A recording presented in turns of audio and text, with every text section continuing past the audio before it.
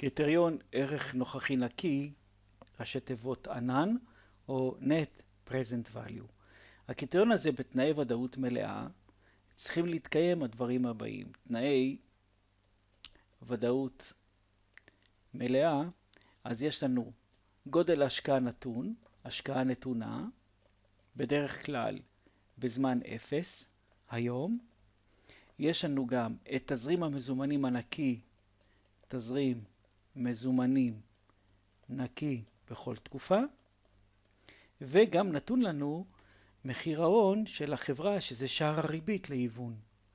אז שער הריבית להיוון, שזה גם מה שנקרא מחיר ההון של החברה, שזה למעשה שער הריבית שמתאים לרמת הסיכון של כל חברה וחברה. בהינתן השקעה, תזרים ושער ריבית, אנחנו יכולים להגדיר מה זה קריטריון ה-Net Present Value. אתן דוגמה. נניח שיש לנו מצב כזה, חברה מעוניינת להשקיע סכום של 1,000,000 ש"ח, 1,000,000 ש"ח היום, ולקבל בכל אחת משלוש השנים הבאות 450,000 ש"ח תזרים נקי. שער הריבית של החברה, מה שנקרא מחיר ההון להיוון, הוא 12%. אז יש לנו פה שלושה דברים. יש לנו את סכום ההשקעה, 1,000,000 ש"ח.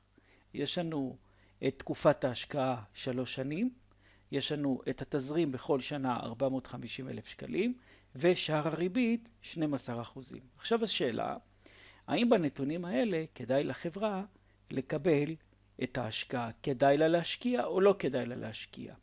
אז כדי לקבל את ההחלטה האם כדאי להשקיע או לא, אנחנו צריכים להשתמש בקריטריון של ה-Net Present Value. מה אומר לנו הקריטריון של ה-Net Present Value? הוא אומר לנו האם ההיוון של תזרים המזומנים מנוכה מההשקעה הוא חיובי. אם כן, ה-Net Present Value הוא חיובי וכדאי להשקיע.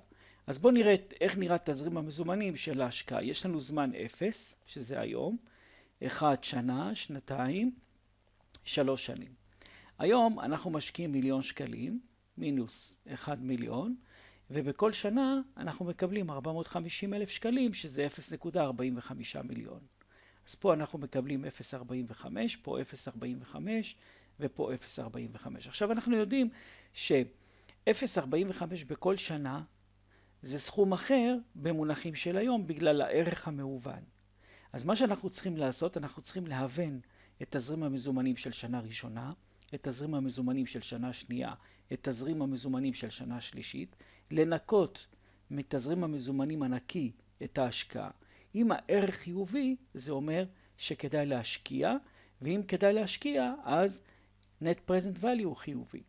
אז בואו נבדוק את תזרים המזומנים הנקי של החברה. אז יש לנו מינוס 1 ועוד 0.45 חלקי 1.12% בחזקת 1, ועוד 0.45 חלקי 1.12 בחזקת 2, ועוד 0.45 חלקי 1.12 בחזקת 3. אז למעשה, כל הערך הזה פה, זה הערך המהוון של תזרים המזומנים, זה היוון של תזרים מזומנים, והערך הראשון זה השקעה, בסימן מינוס כי אנחנו משקיעים. עכשיו, אם נחבר את כל המספרים האלה, את כל הערכים האלה, אם הערכים האלה יהיו גדולים מ-0, זה אומר שכדאי לקבל את ההשקעה. למה?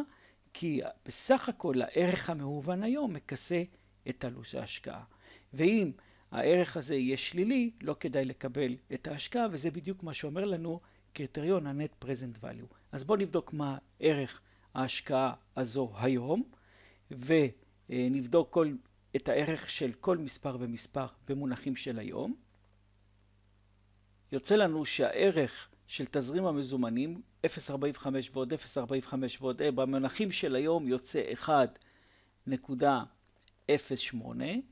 אם נוריד מזה את המינוס 1, נקבל בסך הכל שהערך הנוכחי הוא 0.08, כלומר 80,000 שקלים בנטו. אז מה זה אומר? שאנחנו משקיעים מיליון שקלים, אנחנו מקבלים 1.08 מיליון ש"ח, אז כדאי לנו כי אנחנו מכסים את ההשקעה. אז בדוגמה הזו, הערך הנוכחי של תזרים המזומנים גדול מההשקעה, לכן כדאי לקבל את ההשקעה.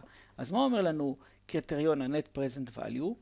קריטריון ה-Net Present Value אומר לנו במילים שההשקעה בסימן מינוס ועוד ערך נוכחי של תזרים מזומנים,